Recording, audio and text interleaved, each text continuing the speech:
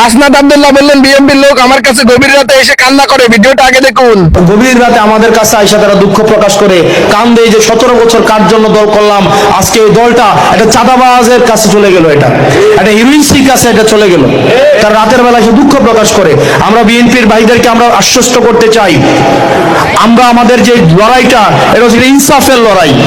এই ইনসাফের লড়াইয়ের জন্য বিএনপি হওয়ার দরকার নাই, জামাত হওয়ার দরকার নাই, এনসিপি হওয়ার দরকার নাই।